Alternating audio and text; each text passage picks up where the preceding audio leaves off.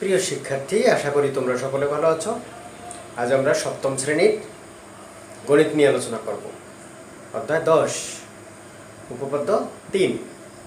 তো এই উপপাদ্যে সাধারণ নির্বাচন হলো, যদি একটি ত্রিভুজের তিন বাহু যথাক্রমে অপর একটি ত্রিভুজের তিন বাহুর সমান হয় তবে ত্রিভুজ দুটি সর্বসম হবে। এটা আমাদের প্রমাণ করতে হবে। তো বন্ধুরা, আমি দুটো ত্রিভুজ এঁকেছি, একটি এবিসি, অপরটি ডিইএফ। এখন আমরা প্রমাণ করব যে এই দুটি ত্রিভুজের তিনটি বাহু পরস্পর সমান দেয়া থাকলে কিভাবে সর্বসম হবে। তো আমি বিশেষ নির্বাচন লিখি আগে। বিশেষ নির্বাচন।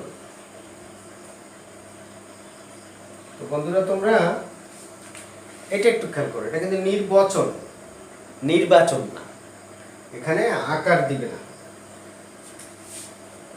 ত্রিভুজ এবিসি ও ত্রিভুজ ডিইএফ এ এবি বাহু সমান ডি বাহু, বিসি বাহু সমান ইএফ বাহু এবং এসি বাহু সমান ডিএফ বাহু। প্রমাণ করতে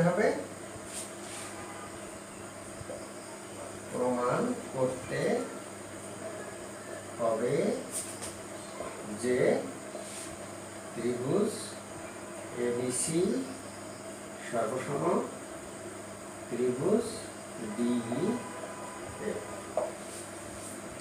তো আমার এবিসি এবং ডিইএফ দুটি ত্রিভুজ দেয়া আছে। এর এবি বাহু সমান ডি বাহু, বিসি বাহু সমান ইএফ বাহু এবং এসি বাহু সমান ডিএফ বাহু। তোমার তিনটি বাহু সমান দেয়া আছে। তো আমাদের ত্রিভুজের সর্বসমতার শর্ত এটি। আমরা কিভাবে সর্বসম হবে তা ব্যাখ্যা করব। তো প্রমাণ লিখব আমি, এজন্য বিশেষ নির্বাচন মুছে দিলাম।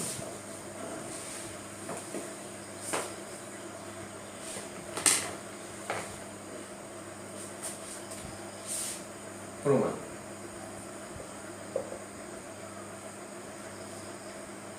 ধরি বিসি ও ইএফ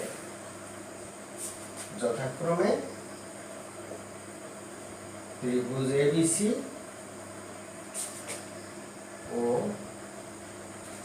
ত্রিভুজ ডিইএফ এর বৃহত্তম বাহুদ্বয়।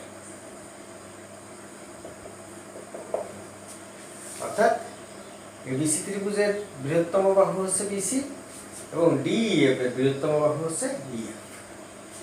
এবার আমরা উপপাদ্য 1 এর মতো আবার এই এবিসি ত্রিভুজকে আমরা ডিইএফ ত্রিভুজের উপর স্থাপন করব। কিভাবে স্থাপন করব?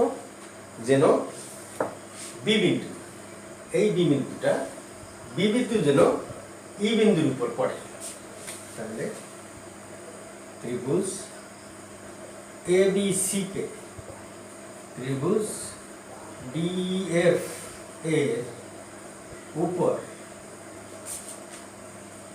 এমন ভাবে স্থাপন করি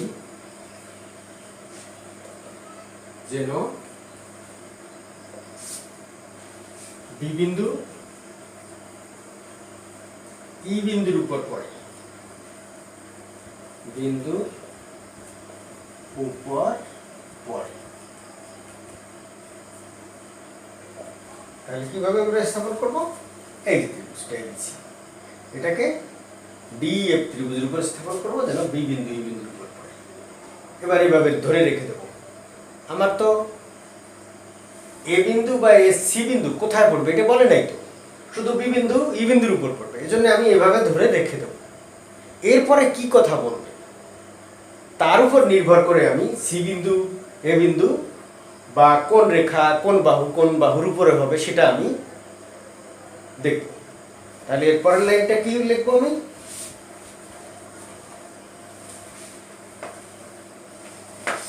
আমরা বি বিন্দু ই বিন্দুর উপরে স্থাপন করছি 2 নম্বরে। 1 নম্বরে কিন্তু ওটা নাম্বার দেইনি।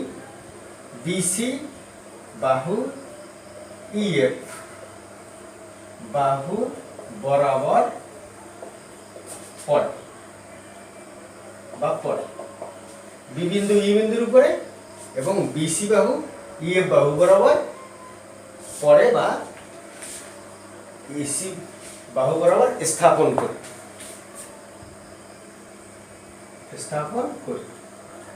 তাহলে কিভাবে করব দেখো, এই ত্রিভুজটাকে আমি বি বিন্দু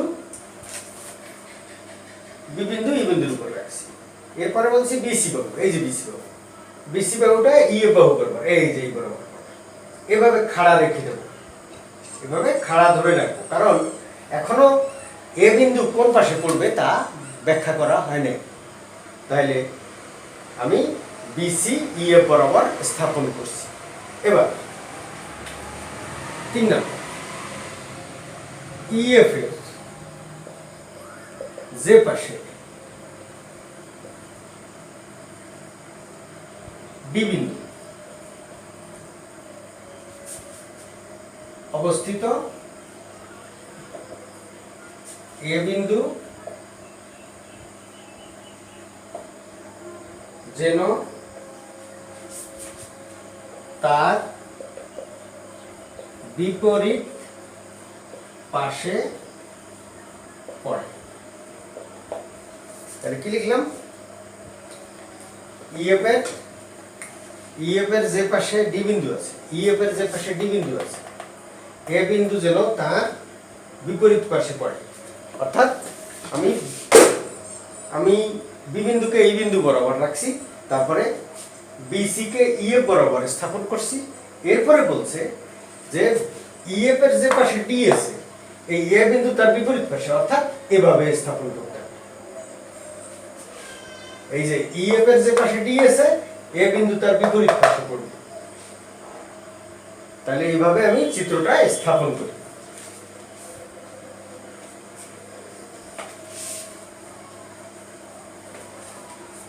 তাহলে এর বিপরীত পাশে যদি আমাকে স্থাপন করতে হয়, তাহলে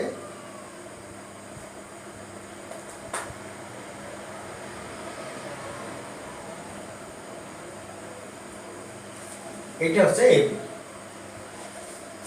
তাহলে ত্রিভুজটা আমি এখানে এঁকে ফেলি।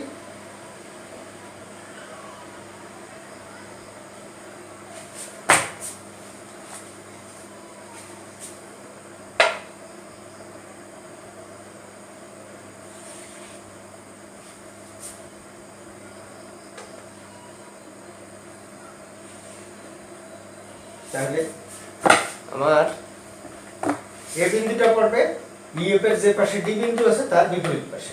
এখন কথা হলো, এই এ বিন্দুর একটা নতুন নাম দিয়েছে বইয়ে, সেটা কি? এ বিন্দুর নতুন অবস্থান দিয়েছে জি। তাহলে এটাকে আমি বইয়ের মতন করে আমি এটার নাম দিলাম জি। তুমি যদি এ দাও তাও হবে। এবার আমি দেখলাম যে এ বি সি ত্রিভুজের নতুন অবস্থান হচ্ছে ইএফ জি, অর্থাৎ এই এবিসি ত্রিভুজটাই এই ত্রিভুজটাই আমি এভাবে রেখে এদিকে স্থাপন করেছি। তাহলে এই যে এবিসি এই ত্রিভুজটা এবং ইএফ জি ত্রিভুজ একই ত্রিভুজ। যদি একই ত্রিভুজ হয়, এখানে একটু খেয়াল করো, ইএফজি আর এবিসি একই ত্রিভুজ হয়, তাহলে কিন্তু এদিকে দেখো এবি বাহু সমান ইজি বাহু সমান ডি বাহু সমান ডি বাহু। আবার দেখো এসি বাহু সমান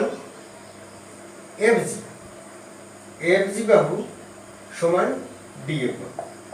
তো আমরা কেন এটা লিখলাম? তো এখানে এবি সমান ডি বলা ছিল, সেই এবি তো আমরা এখানে স্থাপন করার পরে পেয়েছি, এবি ত্রিভুজটাকে পেয়েছি ই এফ জি আকারে। তাই আমি এই এবি যে বাহু, ডি সেই বাহু এবং ইজিও সেই বাহু, এরা সমান।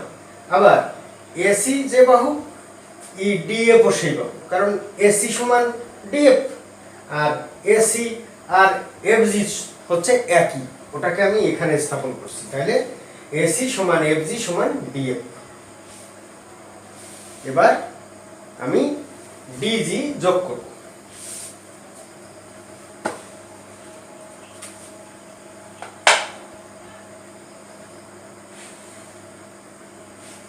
ডিজি যোগ করলাম, এটা আমি, এটা থাক, এটা লাগবে আমার পরে। এবার দেখো বন্ধুরা, ত্রিভুজ ই ডিজি, ত্রিভুজ ই ডিজি এর কিন্তু দেখো এই বাহু সমান এইটা সমান এই, এখানে লিখছি। আবার এসি সমান ডিএফ সমান এফজি, এটাও আমি লিখেছি। তাহলে ত্রিভুজ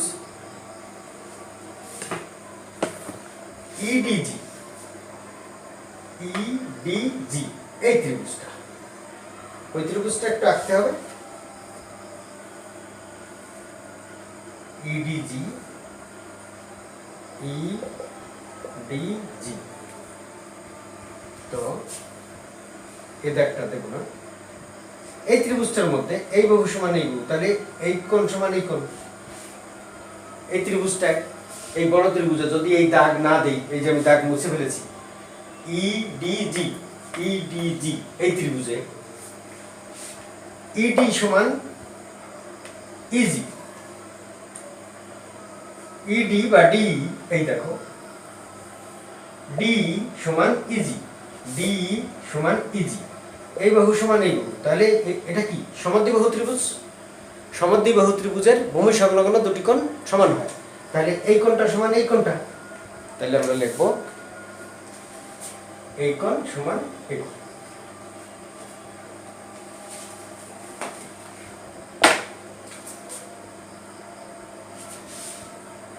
কোণ ইডি জি সমান কোণ ইজি, ইডিজি আর ইজি, এই দুটো কোণ সমান। আবার দেখো, আবার ত্রিভুজ এটা ডি এফ জি, ত্রিভুজটা কেমন, এই দেখো ডি এফ জি, এখানে দেখো ডিএফ সমান এফজি, এই যে দেখো ডিএফ সমান এফজি, তাহলে এই দুটো বাহু সমান, তাই এরও সমদ্বিবাহু ত্রিভুজ, এরও ভূমি সংলগ্ন কোণ দুটি কোণ সমান, সমদ্বিবাহু ত্রিভুজের দুটি কোণ সমান হয়। তাহলে আমরা লিখব আবার ডিএফ, ত্রিভুজ ডিএফজি এ এফ কোণ এফডিজি সমান কোণ এফজিডি, এই দুটি কোণ সমান। তাহলে আমি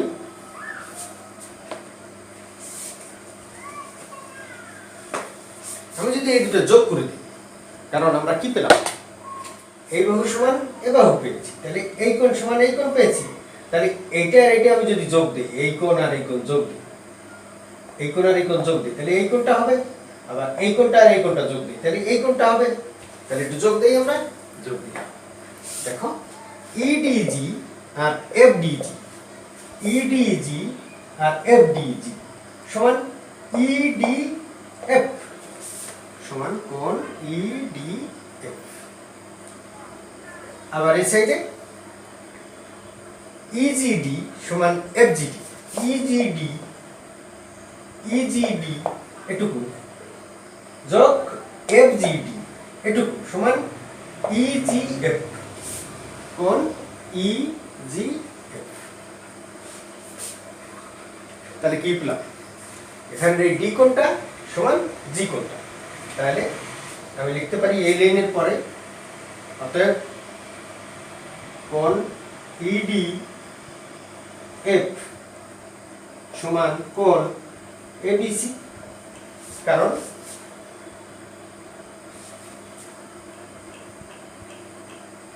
বিএসি, কারণ এই জি কোণ আর বি কোণ, এ কোণ তো একই, এই জি কোণ আর এই এ কোণ একই কোণ। আমি এটাকে এবিসি ত্রিভুজকে ইএফজি দ্বারা প্রকাশ করছি এর উপর স্থাপন করার পর। তখন আমরা দেখছি জি বিন্দু হচ্ছে এ বিন্দুর নতুন অবস্থান, কাজে এ কোণ আর জি কোণ সমান। তাহলে কি পেলাম দেখো, এই ডি কোণটা আর এই এ কোণটা সমান পেয়েছি। এবার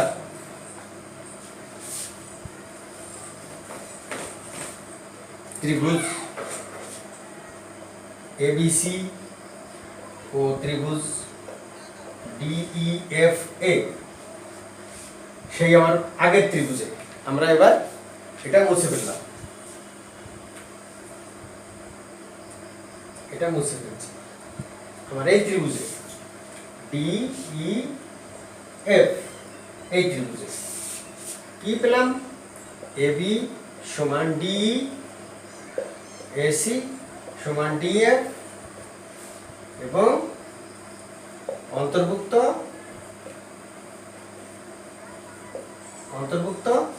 বিএসি কোণ, বিএসি কোণ সমান অন্তর্ভুক্ত ইডি এফ কোণ। তাহলে আমরা কি পেলাম, এই দুটো ত্রিভুজের মধ্যে এবি সমান ডি, এসি সমান ডিএফ এবং অন্তর্ভুক্ত এ কোণ সমান ডি কোণ। তাহলে ত্রিভুজ এবিসি সর্বসম ত্রিভুজ ডিইএফ। তো বন্ধুরা, আমি আমার মতন করে ব্যাখ্যা করেছি, তোমরা বইয়ে বর্ণনাটা পড়বে, আমার ব্যাখ্যাও শুনবে, খুব মনোযোগ দিয়ে শুনবে, না বুঝলে আমাকে ফোনে যোগাযোগ করো। আর আমরা সপ্তম শ্রেণীর জ্যামিতি আগের দিন আমি 4টে ক্লাস দিয়েছি, আজকে দিলাম 3টে, মোট 7টা। আর আমরা মূল্যায়নের জন্য ক্লাস দিব না। তোমরা বিশেষ করে আগে যে 4টে ক্লাস দিয়েছি আর আজকে 3টা, এর মধ্যেই তোমাদের পড়াশোনা সীমাবদ্ধ রেখো। থ্যাংক ইউ, ভালো থেকো।